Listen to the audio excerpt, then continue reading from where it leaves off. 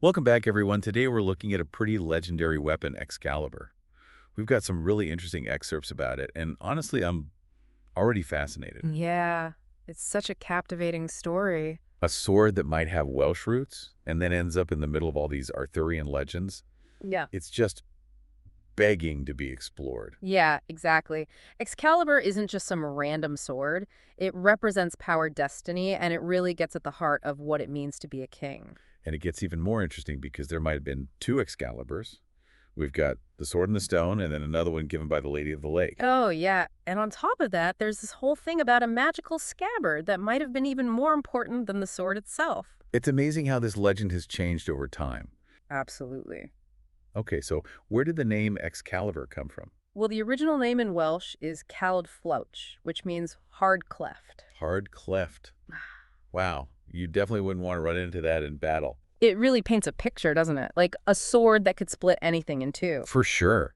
But how do we get from hard cleft to Excalibur? It's interesting as the Arthurian legends spread beyond Wales, the name changed. The Latin version is Caliburnus, and then in Old French it became Caliburn and Excalibur before finally becoming the Excalibur we all know. Wow, so the name itself has a whole history. It really makes you think about how these stories were told and how they changed over centuries. Mhm. You mentioned Calidbolg earlier, the Irish mythological sword, where those two swords connected. Their names sound so similar. You're right, they do sound alike. But even though the names are similar, most scholars believe they were just general terms for sword in their own languages, so more of a coincidence than a connection. Okay, so similar names, but different origins. Mm. Let's go back to those two Excaliburs. One's the sword and the stone, and the other one comes from the Lady of the Lake.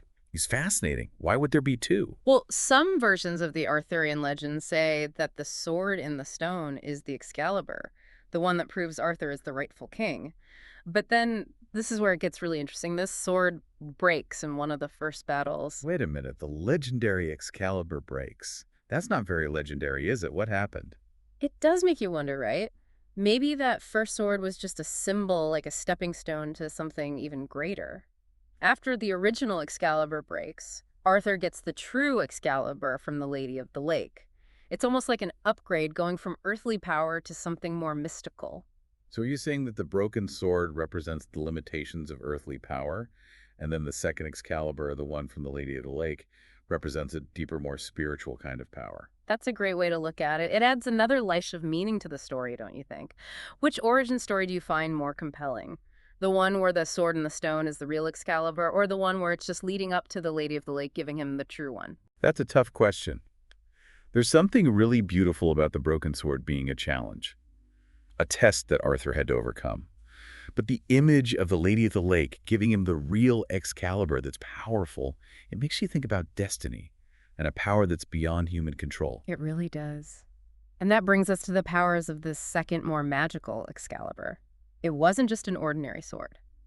Legends say it could do incredible things, like its blade was so bright it could actually blind Arthur's enemies in battle. Blinding light. It's like something out of a sci-fi movie. You could say that. And there's this vivid description from The Dream of Ronabwe.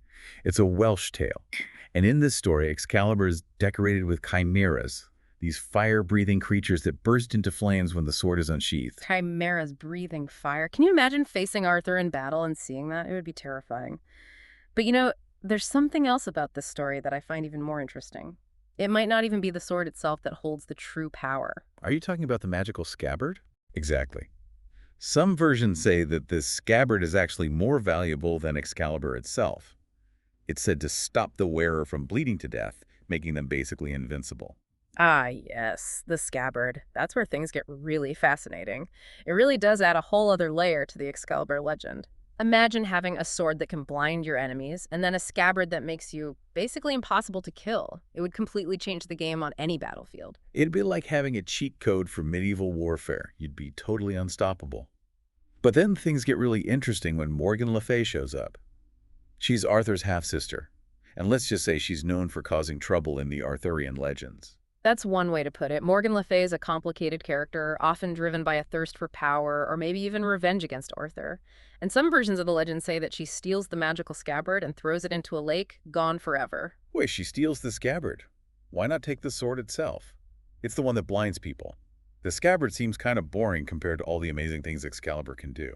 That's what makes it so interesting. It suggests that Morgan knew how important the scabbard really was. When she took it, she wasn't just taking an object, she was taking away Arthur's biggest advantage, his protection. It was a strategic move, a way to make him weaker without actually fighting against Excalibur's power. So Morgan Le Fay stealing the scabbard was like an act of sabotage, making Arthur vulnerable and ultimately leading to his defeat at the Battle of Camlan.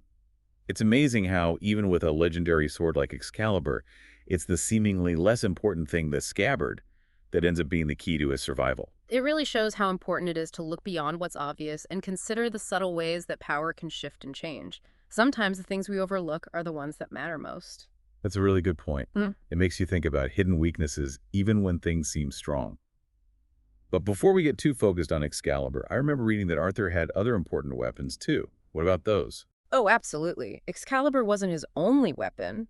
There was Clarent, a ceremonial sword used for knighting and special occasions. It was more about Arthur's authority as king than a weapon for battle. So if Excalibur was the warrior's sword, Clarent was the king's sword used in times of peace and for ceremonies. Did Arthur have any other weapons, or was it just those two swords? He also had Rhongomyniad, a powerful spear that's mentioned in some of the stories. It's another symbol of his strength and bravery as a warrior. It's interesting how each of these weapons represents a different part of Arthur's kingship, his role as both warrior and ruler. That makes sense. A king needs more than just a sword to rule. But speaking of legendary weapons, do other cultures have stories about powerful swords like Excalibur? We talked about the Irish Calidbolg earlier, but are there others? Of course. There are tons of stories about magical and powerful weapons in mythologies all over the world. The Norse have the sword Gram, which was pulled from a tree by the hero Sigurd, kind of like the sword in the stone. And we can't forget about the adventurous sword in the Arthurian legends, pulled from stone by Galahad, which ties it to the quest for the Holy Grail. The idea of a magical weapon showing someone's worthiness or destiny is a theme that pops up everywhere. It's really cool how these stories from different cultures and different times have such similar elements.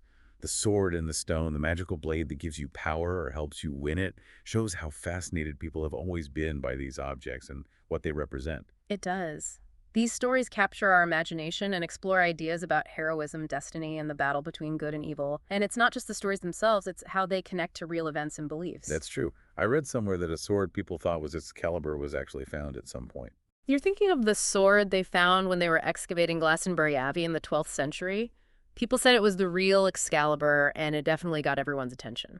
Glastonbury Abbey, that's a place full of Arthurian legends. Yeah. But did they ever prove it was the actual Excalibur? Well, like a lot of historical things, we can't be 100% sure. But whether it was real or not, the fact that they found a sword believed to be Excalibur in such an important place says a lot about how powerful the legend is. It's like holding a piece of history, a connection to a mythical past. It's amazing how these legends still resonate with us after all this time. Didn't King Richard the Lionheart, the English king, give a sword he thought was Excalibur to one of his allies? What was that all about? You're right. He gave a sword that people thought was Excalibur to Tancred the King of Sicily as a gesture of friendship and to strengthen their alliance. But it was also a way for Richard to connect himself to the legendary past, to the legacy of Arthur, and to show that he was a strong and powerful ruler. It's fascinating how even powerful rulers like Richard the Lionheart were drawn to Excalibur and its symbolism, using it to form alliances and project an image of power. Yeah, it shows how Excalibur was more than just a weapon. It was like a symbol of Arthur's authority, his connection to the mystical world, and his role as a leader who united and protected his people. It really makes you think about the stories we tell today and how they'll be seen in the future. Will there be legendary swords and magical objects in the stories of tomorrow? I think so. Maybe the forms will change, but the themes, I think they'll stay the same. The objects might be different, but the underlying ideas like courage, sacrifice, fighting for what's right, those are eternal. Humans will always need heroes and symbols of hope. It doesn't matter what time period it is. That's a really great way to put it. Yeah. So as we wrap up our look at Excalibur, what do you think is the most interesting part of this legend? What makes it so captivating, even after all this time? For me, it's how Excalibur represents the different sides of power. It's a double-edged sword, both literally and figuratively. It can be a force for good in the hands of someone like Arthur, but it also has a dark side, the potential for betrayal and destruction. It reminds us that power, no matter what form it takes, has to be used responsibly. That's such an important point. It's not just about having power, it's about how you use it and what effect it has on you and the people around you. Excalibur's story teaches us that even the strongest weapons are only as good as the person using them. Exactly. And that brings us to a final thought for you, our listener. If you could choose, would you rather have Excalibur itself with all its power and magic, or its legendary scabbard, the one that makes you invincible? And maybe even more importantly, why? What does your choice say about you and how you see the world? It's something to think about. Until next time, keep exploring and remember the most powerful weapon is often a curious mind